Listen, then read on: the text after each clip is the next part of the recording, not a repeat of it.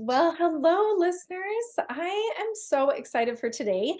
I have my new friend here, Corinne Crabtree, and as I was thinking about what do I want to approach with her, she has so much knowledge and so much to offer each of you. I was just thinking about how I talk to each of you every single day about how to find emotional freedom from your child's diagnoses. And it's specifically around your kids' food allergies, right? And we talk a lot about all the fear and overwhelm that comes along with it. So, Corinne, I don't know if you know this, but my son is in a program that helps him find, it's called food freedom. That's what they call it, from his anaphylactic peanut allergy. So they're actually going to help him find remission from it. Oh, And wow. yeah, it's really neat. So I know that you have some challenges and knowledge around feelings of fear and overwhelm with a child who has unique circumstances. And I think that that is similar to what my listeners experience on a daily basis. And I work with those moms to find emotional freedom and to take a step back from their child's constant needs and kind of focus on themselves, even if it's only for a short time. So I feel like you are the perfect person to help my clients find freedom around one specific area, which is their food freedom, right? Kind of figuring out how to put themselves first every Mhm. once in a while and find their own version of freedom in their lives. So I am just so excited to introduce you all. Corinne, thank you so much for being here. Well, thank you for having me. I'm really looking forward to this conversation because I definitely, um, with my son having autism, like I had to really work on my relationship with myself as a mother and everything that came along with that in order to be able to like just have a relationship with him that wasn't just therapist or like for me, that was my big issue was for years. Like I just went into therapy mode. Like I've got to save this baby. I got to do all these things. And I was like, we don't have time to be a mother. Like we have an emergency happening here. Yes, and that's how we feel all of Mhm. the time with our child's diagnosis. Like we just have to make sure they're safe and alive, and hopefully they make it through the next few years of their life, right? It's such Exactly. a panic mode. So I'd love you to fill us in a little bit, maybe on some of like your most common feelings. And maybe when your son was a little bit younger, he's old now, right? How old is he He now? is 20. He'll be 21 in October. Okay, okay. So yeah, some of the feelings that surrounded your relationship with him as you have been navigating his diagnosis. Yeah. So one thing I would like to tell all of you is that it's even though he's 20, I still work on it. Like Yeah. it's one of those things where I'm like, when I asked my mom, I'm almost 50. And I asked my mother the other day about, like when you quit worrying about your kid, when you do that, and she was like, I don't know. I haven't quit worrying about you and your brother ever. So Good to know. yeah, it's like I think it's normal for us as mothers. Like we're just I always have told my clients, it's like we are equipped with a tornado siren in our head. And it doesn't go off until we have children. And then when you have children, it's like all of a sudden little things just like, I mean, it just kicks up and it's like something bad, just in case something bad's about to happen, I'm going to sound the alarm every single time. So Yes. for Yeah. me, yeah, when he was little, probably the toughest emotion that I had to navigate was guilt.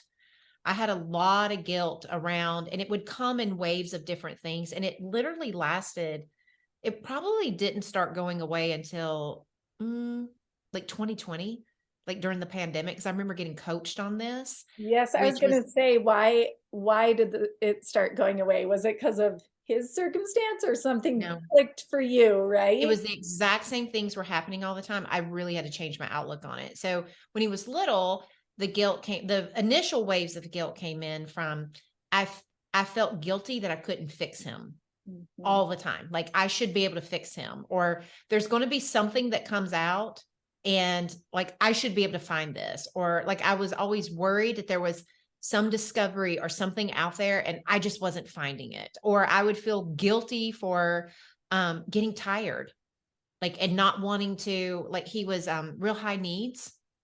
So I felt guilty that wasn't just on all the time. Like I would feel guilty in the moments when I was frustrated with him. I'd feel guilty when I didn't want to be with him. Like there were just like, he's a wonderful child now, but good Lord, when he was like between the ages of, he got diagnosed at 5, and from about 3 until 10, he had no way to really ever tell us when something was wrong outside of throwing a huge fit. Like it was just crying, it was tears, it was anger, it was just like, like he went through a stage of biting and fighting, like it was all these things. And I would have so much guilt around, like, it wasn't that I didn't love what he was doing. And I used to associate that with, I must mean I don't love him. So Right. like there was just all these things that went on. And then he got better in terms of being able to like self-regulate. We did so much therapy and stuff. But then when he got to, what's hilarious is when he was little, he didn't talk. Like he had language, but he didn't know how to communicate. So Right. like he could point to president faces and tell you exactly which president it was. He could tell you like what years that they were the president, but to just have a conversation about what do you like I would ask him like, what do you want for dinner? He never could pick. Like he just couldn't, like if we wanted to just talk about like when he was like 10 or 11, if I just asked him how his day went, good, good. Like he just couldn't really communicate. And so eventually he overcame that. Like with enough therapy, that happened. But I used to worry so much that he would never be able to talk to me and that like, Right. And that would that, happen. Well, yeah. oh, go And ahead. moms feel that so much in general, right? We're always worried and projecting about what the worst case scenario is going to be. Yes, And that brings that guilt in so fast and heavy. for sure. So And how then did you find like a little release from that guilt? so it wasn't until like literally in 2020. So he was diagnosed probably in 2000 and I think it was like 2006, 7. And then in 2020, I had a coach and I was just like, we were home all the time. And he, like, of course, I was still running my business and my business was running great. And all I wanted to do at the end of the day was sit by my pool and do nothing. Well, he would just wait. And then the second that I'd go outside, he'd want to talk to me. And I mean, when Logan starts talking, it is nonstop. Like, and it's always about very he and I just don't have a lot in common. Like I love that child now, like to death, and I can appreciate some of his topics, but you can only talk about Russian operas so much and the lives of North Koreans and like he just like got so Yes. fascinated with like these, Yeah. obscure topics I and have I'm more like someone, into fashion and sports and stuff yes. he could care less about. Well, I I would have sit someone there. in my life that has autism and I could not love the kid more, but yeah, the topic differentials, they are Is real. They are real. wide. Yes. Well, every day he'd come to me and he'd want to talk. And all I would sit there and do is just think, I don't want to talk to you. I hate this topic. This is so boring. Like in my mind, I was just in excruciating pain. So I went to my coach and I would feel so guilty about it because I wasn't one of those moms who's just like in the autism land, there's a lot of these moms are just like, I don't know it on social media. They act like they just like everything is just pancakes and syrup and they're just sitting there just trying to get all of it, sop every last second of it up. And I'm just like, boo, pancakes and syrup. She Exactly. said, Corinne, this is mothering. And she said, she talked to me about like what mothering is. And she said, mothering includes sometimes not liking your child. Mothering includes being bored. Mothering includes wanting time for yourself. Mothering, like it includes all of it. And it includes your love for your child, your passion to help your child. It includes so many things, but it wasn't until she really had me define that mothering was more than perfect moments or this perfect way to show up. I was left with guilt. And I remember crying my eyes out. And she just said, all I want you to do for a few weeks is every time you're not happy, every time you're not having a good time, like any of the negative side of it, she said, I want you to just put your hand over your heart and tell yourself, this is mothering too. This is like when it really matters, because mothers love their children even when they themselves don't feel all the feelings. And I was like, I wish somebody had told me this when Logan was younger. So I can think of was all the years where I was like, I Yeah. must be a bad mother because this is happening. Yeah, sometimes you need that permission from someone, right? And just Yes. someone to point it out, like, what if it's just all of you is exactly who he needs right Yes. here in this moment? No, you don't have to be any different than you are. And we Yeah. feel that so strong, and it totally brings that guilt. I think it's also when you have such a high standard for yourself, like this perfect idea of what it's supposed to be like, and you're always like comparing up to that, what happens is you miss out on all of the actual good things that you do. It's like you're so focused on who you're not that you don't even get to have the moments where you're just like, I'm just proud of me for showing up. Like I'm just proud. Like there, like when I look back now, I can look back on all the years, like hours upon hours, spending time in the car with him, driving him to therapists all over Nashville, like 90 minutes away from my house in traffic and stuff. And I'm like, I never was proud of that. I never like patted myself on the back. It was just like, you're supposed to do this. And you're a terrible mother because you're sitting in the car wishing you were at home. And it's like, Come you on. yeah, like you just, set aside everything you needed to do for the day to make sure this baby gets taken care of. It's like when we do that comparison, if we don't really embrace that motherhood is all of it, then we don't even get to enjoy the parts in the moments where we are showing up. I love that so much. Motherhood is all of it. And it is. I like that you said comparing up. I don't Mhm. think I've ever heard that before, but it's so true. We're constantly comparing up to this crazy level that no mother or human actually lives at, instead Yeah. of appreciating us and Yeah.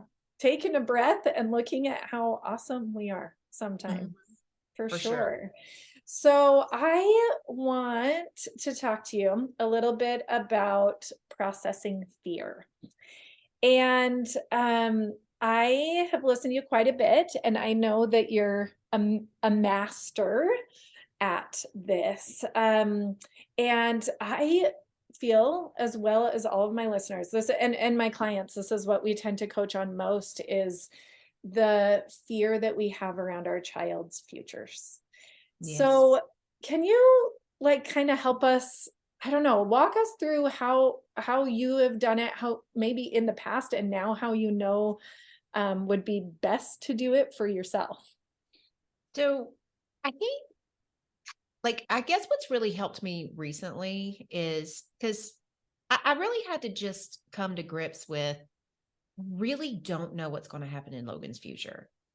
Like I remember telling myself, it is equally as true that it could be a disaster and he lives with us for the rest of his life and can't take care of himself. And it's just as equally as true as he could be fine. Like nothing I think will happen. Like in the beginning, that was the most peaceful thought that I had. It's like um it gave me compassion and understanding for the part of me that was very afraid for his future, which I think is a normal mother response. I think a lot of times coaches are trying to get us to not think those things. And I'm like, I don't know. I think most like I'm looking at my 60 something year old mom and she's still sitting there worrying about me and I'm almost 50 Yeah. and I've done well and she still figures out a way to worry about me. Yeah.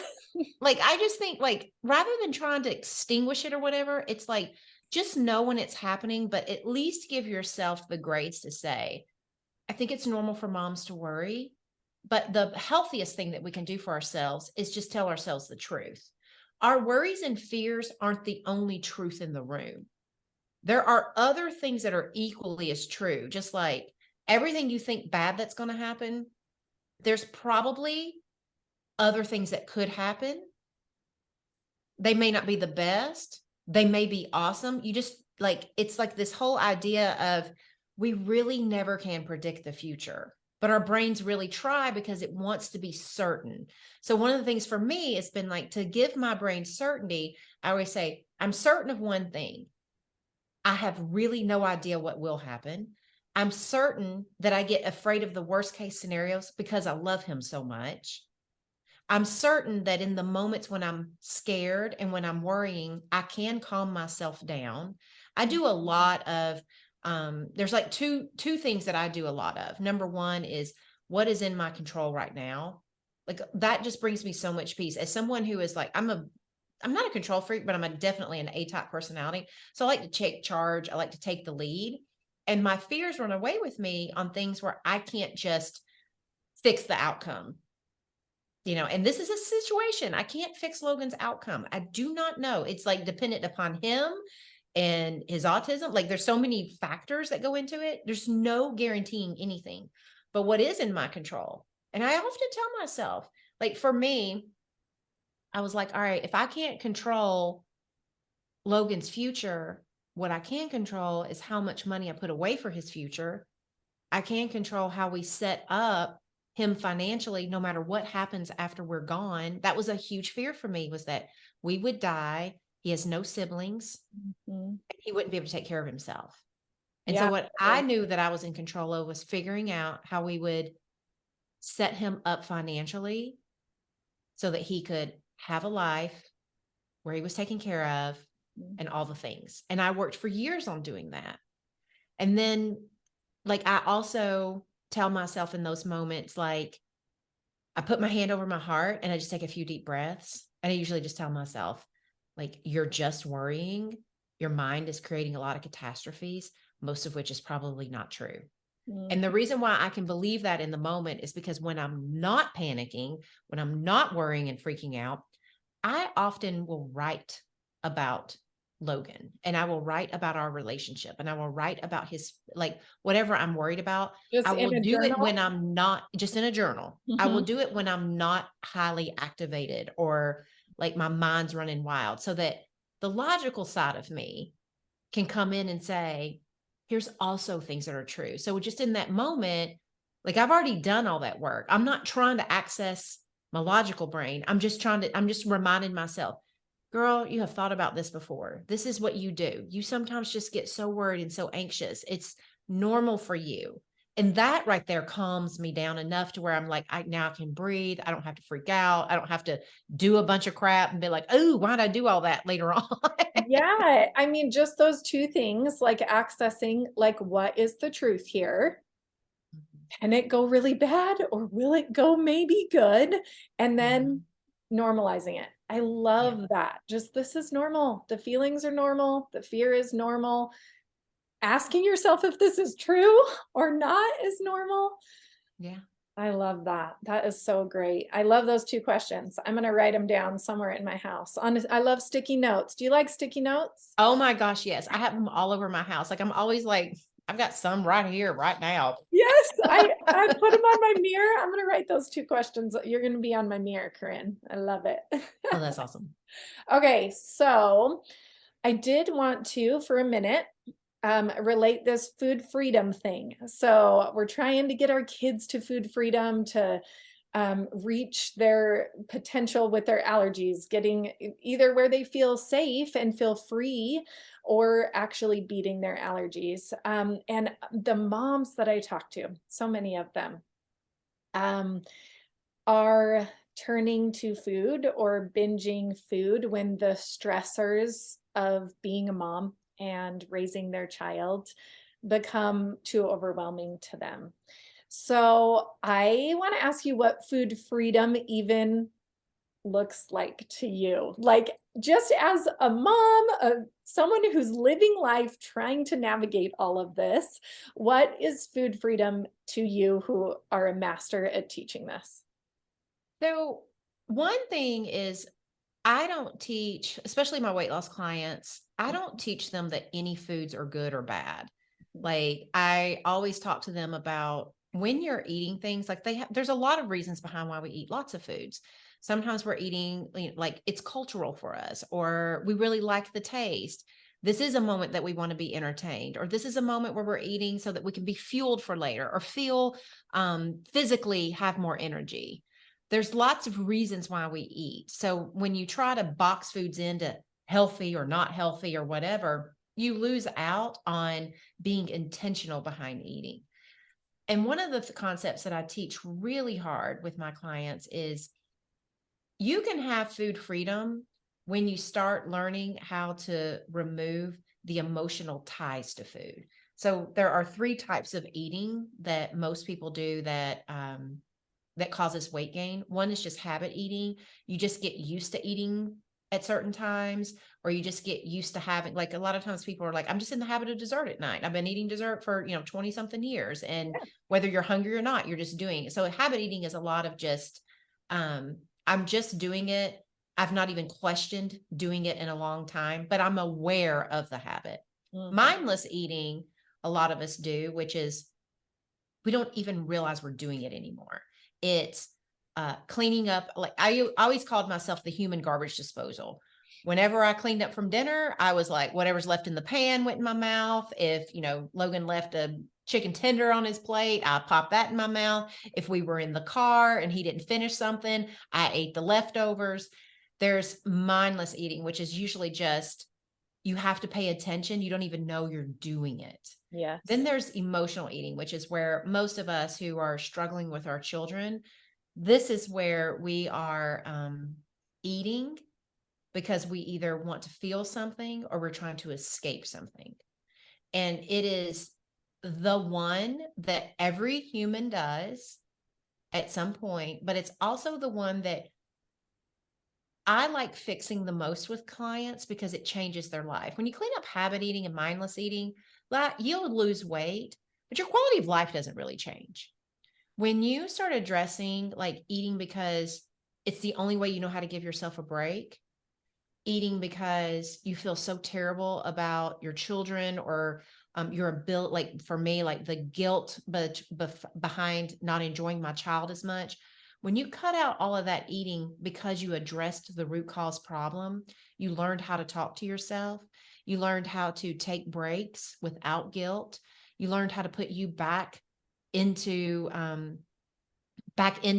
everything. Like a lot of moms feel they like the only way I'm ever going to be able to do self-care is if I get selfish. It's like when you redefine what self-care looks like, what it is, and what it means, it doesn't mean you're selfish. It means that you're now taking care of yourself in such a way that you have enough energy to stop giving everybody what's left of you. You start giving everybody the best of you. Yeah. And so when you clean up emotional eating, I'm so passionate about it because it literally changes your life. You get your life back. Right. And the way that I teach the weight loss is you clean that up on top of habit and mindless, you get like food freedom because now you're no longer cutting out foods that you love, and you're we aren't just villainizing food anymore. We're actually working on ourselves. And that is so amazing. And I've seen this happen. I know people who have worked with you through your program, and I've seen every aspect of their life shift. And so I'm imagining my listeners like, okay, yeah, I could do I can clean up the habit. I can clean up the mindless, but what the heck? How do I do the emotional part? Like, Yeah. help me. Because we don't even know the first step, because for 30, 40, 50 years, we've just been taught that's how you do it. That's how you feel better. Feel better with binging, not just one nice, yummy chocolate chip cookie, but 15 because they're warm and they make me stop feeling my overwhelm for a minute. Yes. Food is, especially when we eat large volumes of it and when we're overeating or binging, I always tell my clients, you were never truly comforted and you were never truly, like, we never really fixed an emotion. It's whatever you were thinking, your brain just shifted gears to be like, oh, delicious cookie. It's no longer thinking, oh, crappy mom. Like that's literally all that happens. But a lot of times we think, well, it was the cookie that did it, or it was all the food. It's like the food never changed your emotions. The food, you started having different thoughts And if that's the case, what we want to do is we want to learn how to now have different thoughts. And then eventually the food compulsions will go down. Because one of the things I try to teach my clients is, in the very beginning, when you're solving for this, you may not see a lot of the food change or of the volumes change a lot in the beginning. They're going to just start kind of dialing down, because that's the thing that diets screw us up on is if you're an emotional eater in particular, a diet, when it has calories or macros or food lists that you're approved to be able to eat, does is it removes the thing that you have dealt with in your emotional life. If it's your only emotional coping skill, you have now removed your only coping skill in life. So you are not only like, I'm eating a certain amount of food and I'm eating these things, but I am left with like, I'm still thinking I'm a crappy mother. I'm just trying not to eat through it now. Yeah. So we are not solving the root problem. And that's where diets screw us up so bad. It's like, well, the way I teach my clients is we're going to start with why are you eating to begin with? And we're going to work on this crappy mother definition. We're going to be doing all of that while you're also like just getting mindful about your eating again. Seeing if you can eat a little bit less, like dialing some of this stuff in. And then as the temperature comes down on I'm a crappy mother and like, maybe I'm not so bad.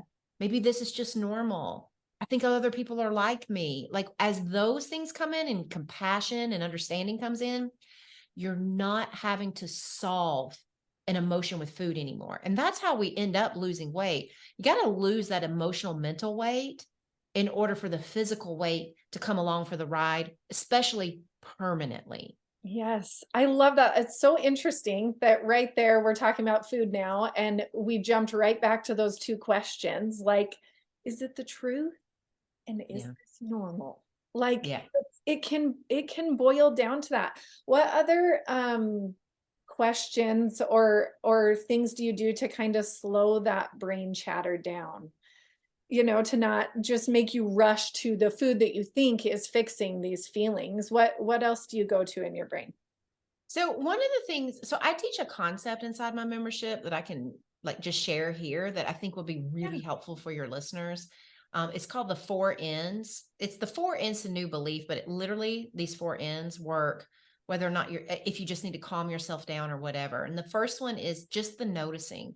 I think the first thing that we all have to do is we have to just notice the crappy thoughts we have about ourselves, the crappy thoughts we have about our children, their diagnoses, their future. Like you have to understand these stories that you're telling yourself. Our brains are a story generating machine. I always tell my clients inside my program, if someone knocked on my door right now and we all heard it, we would all have to create a story. Nobody would just think door knocking. You would think like, I Right. wonder who's at her door. I would be thinking like, is that Amazon package that I ordered 2 days ago? Like I'm hoping to get today. Like our brain automatically starts creating a story. Some people would say like, oh my God, her mic is terrible if you can hear everything going on in her background. So we have to just realize our brains are a story making machine. And that's where number 2 comes in, which is first, we're going to notice the stories. And then you have to normalize the stories because it's real easy to hear the crap that you think and then be like, oh my God, I'm broken. I shouldn't think those things. Only a horrible person thinks this stuff. If you do that, if you go into judgment land, you will stop listening, but they'll be running in the background, running your life. You will still feel them. You will now be eating over them. And you'll be like, I just don't understand why I can't get my crap together. It's like, because there's something going on in your brain that you haven't heard yet. But if you normalize it and you think, okay, like I've heard this chick on this podcast and she said that all crazy thoughts are normal. That's just what brains do. It's a story making machine. Or you think, of course I think this. Like when I was a kid, my mom over worried about everything. So it would make sense that I'm freaking out because I actually have a diagnosis of something. So we use that next N to just take the pressure off of hearing what our thoughts are. When you can be like, this is normal to think this. All mothers feel guilty at times. All mothers, blow things out of proportion sometimes. Sometimes I just think I don't have control. that's normal, you feel better than you do just letting your thoughts run wild. Yeah, The that I next, mean, that speaks to me just in every aspect of my life, not just with my kids, just when I feel like I'm falling short or judging myself constantly, like bring yes. in that. I love the second N. Awesome.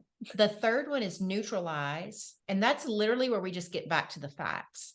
So our brains, because it is a story making machine, you want to figure out what are those thoughts. And then you just say like, all right, but at the end of the day, what's the actual facts here? Like there's me and my runaway freight train dumpster fire rolling down the tracks. And then there's just the facts of what just happened right now. Yeah. When we do that, when we strip away all of that emotion and stuff, it's like, okay, now we have clean slated it to where we can open up to the last end, which is next best thought or action, which is our like kind of like what I was talking about in the beginning. We're not looking for rainbows and daisies here. We're not looking for you to believe something completely polar opposite, but what else is true here? You know, it's, like when I used to think that Logan would never be able to live without us. And then sometimes I still think that I'm like, this kid could live with me for the rest of my life. What else is true is I'm not a fortune teller. I have no crystal balls. He could surprise me. There could be medications that come out. There's thousands of things that could happen. He could live with me for the rest of my life and I not care. Like, I just don't know. But like right now, I just need to know like what is something a little bit better than what I've been thinking. And if when I think that, what is the best action that I could take from that? Sometimes that's like just putting your hand over your heart. Sometimes it's actually going out and doing something. Who knows? But that's that four ends. It's like every level gives you some relief from um, that emotion and all of that story that our brain just automatically likes to just, churn up for us. Yeah, and you go from that place of like complete chaos, Mm-hmm. right? And just walking yourself through them. You could do that in 30 seconds.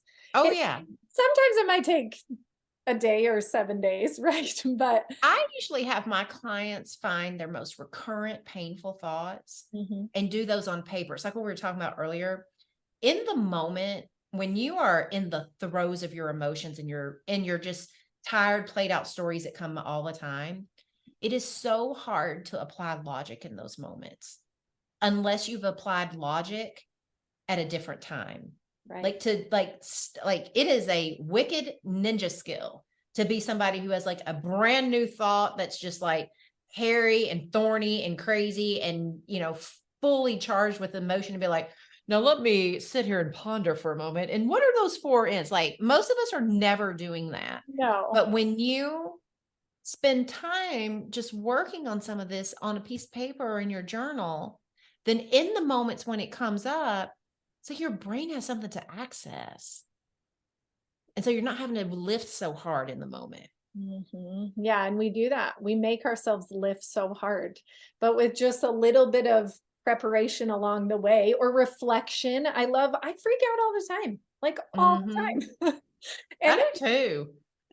My and I husband cracks up because it's like I get paid to do it. can't, I just sometimes can't grasp a hold of it until later. And having those moments and having a coach, right? Yes. Help me reflect on it and walking through those 4 steps you just gave gets you to a totally different place of action. Like you said, that last step, you move to action. So what does that do for them when they are turning towards these buffers that aren't producing anything for them? Like walking through this process, then what? What do they get? What's the good part? The good part is like so I have a whole module inside my program. The urges module. It's like all we're going to do is talk about every angle of I want to eat because. And it's never because I'm hungry. It's like, oh, I want to eat because I had a bad day. Oh, I want to eat because it's 8 o'clock at night. Oh, I want to eat because I deserve a treat. I want to eat because my kid had a bad day. Whatever it is. Like we have a whole module just dedicated to basically, I want to eat because of any other reason than physical hunger. Yeah. And when you do like the 4 ends and when you do that stuff, the nice thing that happens is that in the moments when you want something, because we're never going to take like, I just don't think you can take desire away. I think we are like, it's just socialized and in the water now that emotional eating is a thing, and everyone emotionally eats. Even thin people emotionally eat at times. Yes. We're not taking that desire away. What we're doing is we're finally giving ourselves a choice, so that when it comes up, it's like, I knew this was coming. Like, this is what I turn to in moments when when I've worked on it outside of in the moment, I now have like a crossroads. I have choice now. Before, we just didn't have a choice. It's like, oh, when I have a bad day, I just eat because I'm a loser and I know nothing else. If that's your story, you're just always going to go down the same path.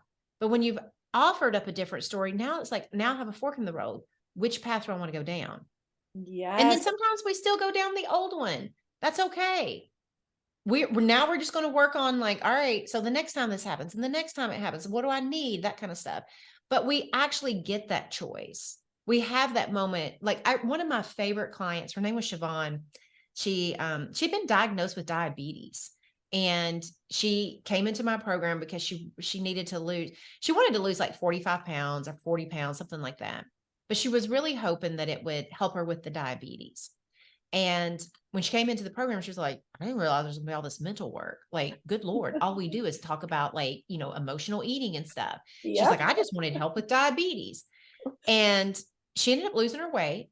And she told me, she was like, it really made sense to me. Why? Because there was this one day, she said, Corinne, I'd been listening to the course, been doing my stuff, and I'd just been eating, even though I had had that diagnosis and stuff. She said, I could see some of my overeating going down. I was cutting out the habit. I was cutting out the mindless stuff. And she said, I don't know what happened, but one day I was standing there and had the fridge opened and I was just looking. And she said, I had wrote about this moment so many times that all of a sudden, instead of grabbing something, a voice came in my head that said, Siobhan, the answers you're looking for are not in there.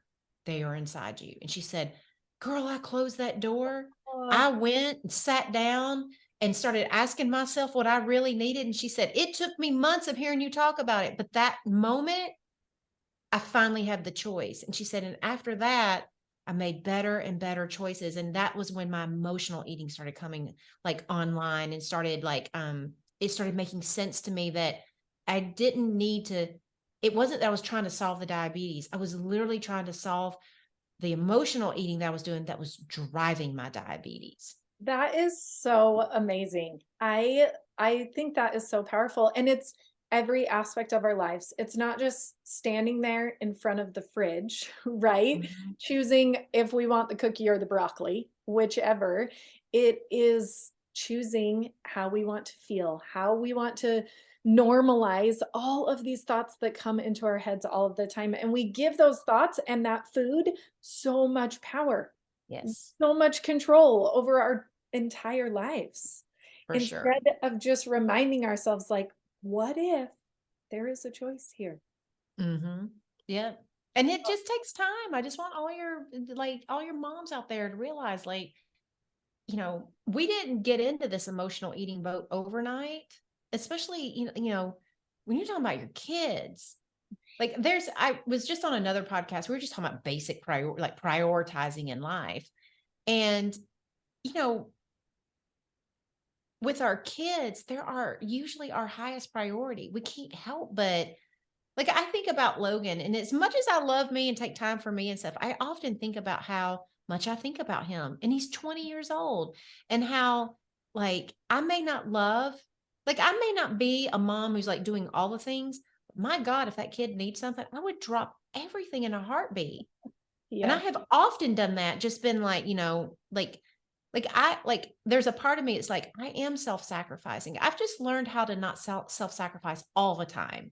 I've learned how to prioritize those moments. And when we think about emotional eating, we have to like prioritize. There are going to be times where some of the emotional eating is easier to clean up. And then like, we got to make it a priority, because if you're eating over your kids, it's probably one of those things that's going to take some time to unwind. it's one of those things that's just, I think it just like, I just think moms are just built out of the box to come with anxiety and worry. I Yeah. think Mother Nature does it on purpose. It's like Mother Nature wants your kid to survive. And for humans, especially, Mama, you are in charge. Mhm. For sure. For sure. And what kind of stood out to me there is I think we think these things aren't possible for us. Yeah. We think they're possible for Corinne. We think they're possible for Chelsea, but like, oh, easy for them to say. So hearing like it is possible for you, it's possible for you to have your kids and prioritize them and also prioritize you. Like Yeah. it's possible. Yeah.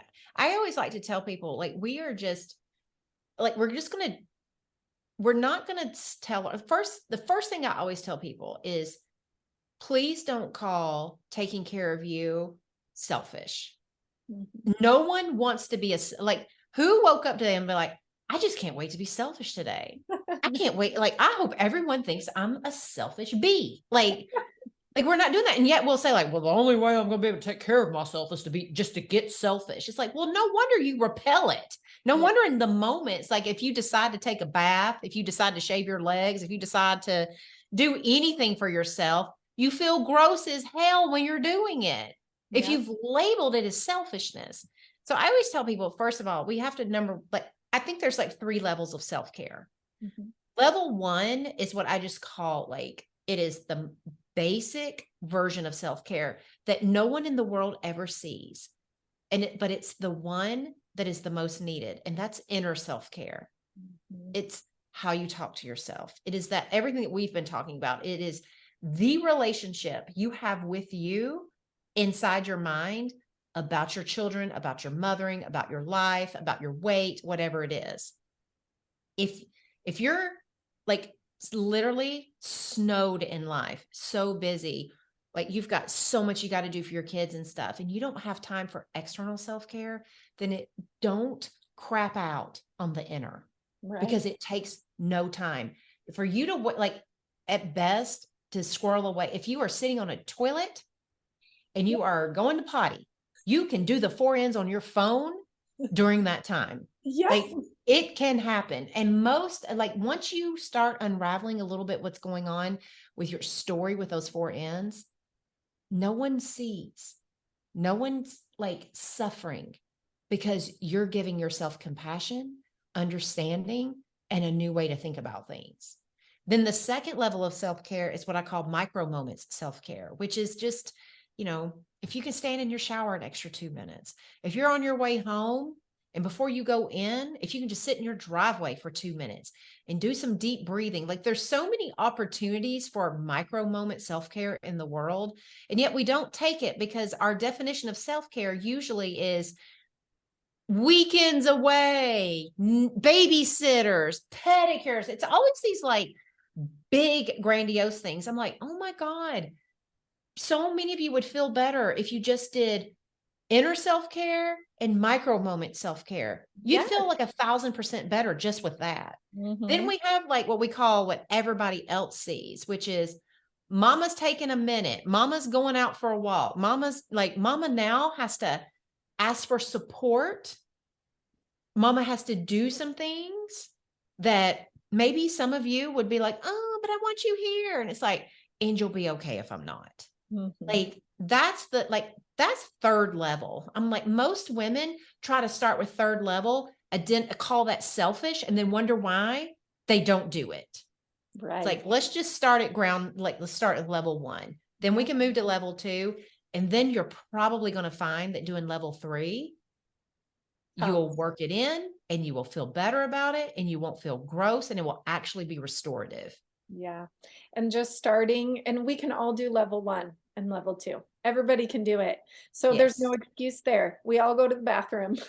We all Yeah. brush our teeth. We all drive our car, So that's I'm so glad that we could talk today, Corinne. I am really just excited for all of my listeners and my clients and everyone to hear all of these beautiful things, and not just about food, but about like actually just having a little compassion for me, for us. And Yes.